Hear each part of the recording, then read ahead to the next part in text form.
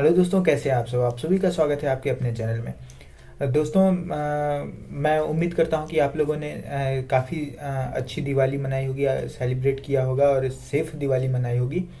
वैसे मैं आज कोई सब्जेक्ट लेकर नहीं आया हूँ, लेकिन हाँ, ये एक सब्जेक्ट से ही रिलेटेड है। हम लोग इतिहास से कुछ आज सीखने की कोशिश करेंगे। जैसे कि इतिहास, लोग कहते हैं कि तथ्यों के आधार पर हम लोग पढ़ते हैं इतिहास को, और इतिहास इसीलिए पढ़ा जाता है। तो मुझे नहीं लगता है कि इतिहास सिर्फ तथ्यों का खाका रटने के लिए या डाटा सिर्फ रटने के लिए पढ़ा जाता है।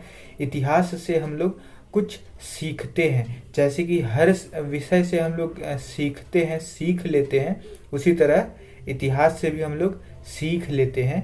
तो इसीलिए हम लोग इतिहास को पढ़ते हैं। तो आप लोग ये समझना कि इतिहास हम लोग सीखने के लिए ही पढ़ते हैं। इतिहास से बहुत सारी चीज़ें सीखी जाती है।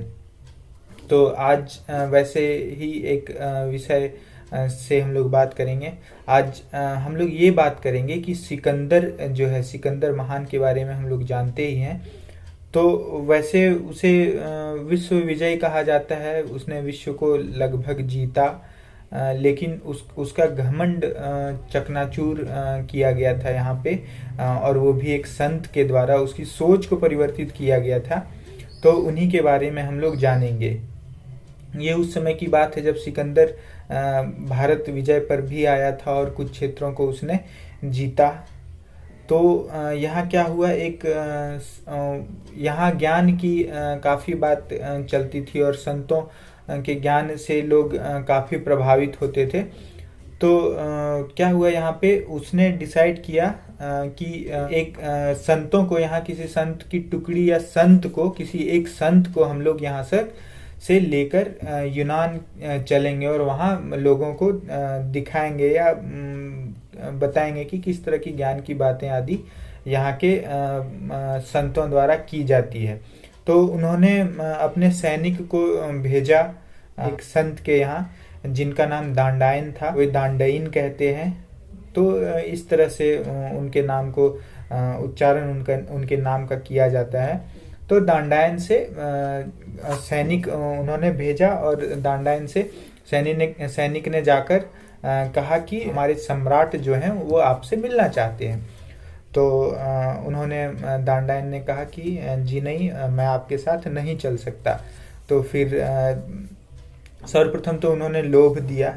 पहले जब सैनिक को उन्होंने मना किया, तो जब सम्राट से कहा तो उन्होंने कहा कि लोभ दो, लोभ से ना माने तो दंड का डर दिखाओ। तो उसी तरह सैनिक ने किया। वो सैनिक गया उनके पास, दांडायन के पास, और सैनिक ने पहले तो उन्हें लोभ दिया कि हमारे सम्राट के पास ये है, हमारे सम्राट के पास वो है। मतलब जिस तरह से उनके पास चीज़ें होती थी, जैसे धन आपको दिया जाएगा, आपको दौलत दिया जाएगा, आपको राज्य दे दिया जाएगा, आपको ज़मीन दिया जाएगा। तो इस तरह से उन्होंने कहा। तो फिर वो नहीं माने। तो फिर जैसा कि सम्राट ने कहा ही था, सैनिक को आदेश ही दिया था कि भय की बात करना, उसे डराना। ठीक है। तो हमारे जो संत थे उन्होंने जवाब दिया, सैनिक को कहा कि धरती मेरा बिछावन है, या बिस्तर जिसे कहते हैं। उन्होंने कहा कि धरती मेरा बिस्तर है, आसमान मेरी चादर है। तो तुम्हारा सम्राट मुझे इससे ज़्यादा क्या दे देगा, और तुम्हारा सम्राट मुझसे इसमें से छीन क्या लेगा। तो इसीलिए तुम अपने सम्राट को कह देना कि जो है मेरे पास उसमें खुश हूँ, ना मुझे किसी तरह की इच्छा है, ना किसी तरह का भय है। तो तुम अपने सम्राट को ये बातें बता देना। तो जब सम्राट को ये बातें बताई गई तो उनका घमंड चूर हुआ, टूटा। उनको एक ज्ञान हुआ इस विषय में, तो जिससे आप समझो कि उनके घमंड को चकनाचूर किया गया। आप ऐसे इस चीज़ को समझ सकते हो। तो मैं बस इसलिए यह बताना चाह रहा था, आप लोगों से शेयर इसलिए कर रहा था क्योंकि हम लोगों को जैसे बौद्ध धर्म में भी गौतम बुद्ध ने भी कहा है कि संसार में दुख है, उसका कारण है, और दुखों का कारण क्या है? इच्छाएं हैं। इच्छाएं हैं तो मिलने का, ना मिले तो दुख होगा, मिल जाए तो खुशी होगी, इस तरह की बातें होती है ना। और किसी चीज़ के खोने का डर भी होता है, किसी चीज़ की पाने की खुशी भी होती है। तो इच्छाओं से ही ये सारी चीज़ें, जो इच्छाओं में लिप्त होता है, यदि निर्लिप्त ना हो तो उसे समस्या होती है। तो दांडायन के हम लोग इससे यही समझेंगे कि दांडायन जो संत थे, उन्हें किसी चीज़ की इच्छा भी नहीं थी और किसी का भय भी नहीं था, इसलिए वो उनकी बातों में नहीं आए और उनका उन्होंने साथ नहीं दिया।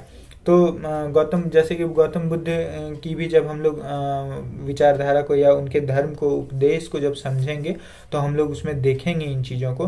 तो मैं मानता हूँ कि आप लोगों को एक छोटी सी कहानी से कुछ सीख मिलेगी और आप लोग इसको ज़रूर इम्प्लीमेंट करोगे अपने लाइफ में।